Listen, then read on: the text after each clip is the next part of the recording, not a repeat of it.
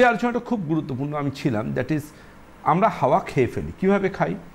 ধরুন আমরা খেতে বসেছি ডাইনিং টেবিলে খেতে বসে আমরা খাবার খাচ্ছি গল্প করতে করতে, কথা বলতে বলতে, পরিবারের সমস্যা নিয়ে কথা বলছি, ছেলেমেয়ের এডুকেশান নিয়ে কথা বলছি, বিভিন্ন রকম সমস্যা নিয়ে কথা বলছি। এই যে কথা বলছি এবং খাবার খাচ্ছি, প্রতিটা খাবারের গ্রাসের সাথে কিন্তু অনেকটা করে হাওয়া আমাদের পেটে যাচ্ছে। আচ্ছা, এই যে অনেকে বলেন না সকাল থেকে রাত্রে গ্যাসের সমস্যা, এটা হচ্ছে তার অন্যতম কারণ। আপনি ব্রেকফাস্ট করছেন কানে ফোন দিয়ে, লাঞ্চ করছেন কানে ফোন দিয়ে, অথবা ডিনারও করছেন কানে ফোন দিয়ে, অথবা কারোর সাথে আপনি কথা বলছেন। আপনার ব্লোটিং হবে, আপনার গ্যাস হবে, আপনি ঢেকুর তুলবেন এবং আপনার পেটের মধ্যে টাইট ব্যাপার চলে আসবে। সুতরাং এটা মনে রাখবেন, খাবার খাওয়ার সময় কথা বলতে নেই। 5000 বছর আগে আয়ুর্বেদ চিকিৎসা বিজ্ঞান এটা বলে গেছে, আজকে রিসার্চও তাই প্রমাণ করছে। নাম্বার 1 পয়েন্ট, আমি যেগুলো সবাই ইগনোর করে যান তাদের কথা বলি। যেমন পেটের অসুখে রুগীরা আমার চেম্বারে এসে বলেন, ডাক্তারবাবু আমি অত্যাধুনিক ওয়াটার ফিল্টার লাগিয়েছি, তাও কেন আমার ডিসেন্ট্রি, আমার সাথে জলবাহিত রোগ। আমি তখন তাকে বলি, আপনি দাঁত মাজার পর সে ফিল্টারের জলটা দিয়ে মুখটা ধোন তো?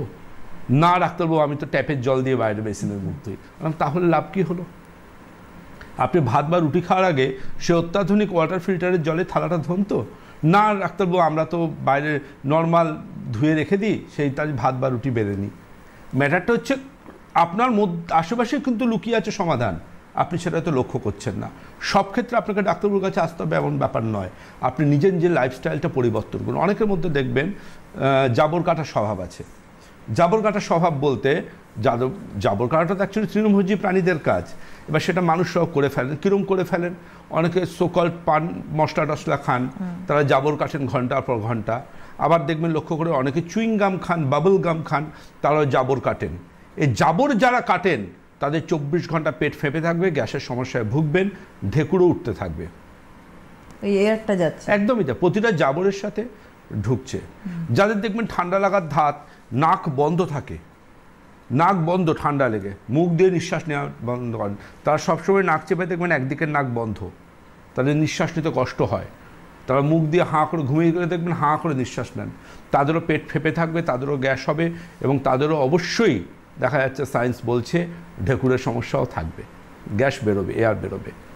খুব এই জায়গাগুলো কিন্তু খুব গুরুত্বপূর্ণ পয়েন্ট, যে আপনার মধ্যে ঠিক কী কী কারণে আপনার পেটে গ্যাস হচ্ছে। সব গ্যাস যে বদহজমের জন্য হয়, সব পেট ফাঁপা যে বদহজমের জন্য হচ্ছে তা কিন্তু নয়।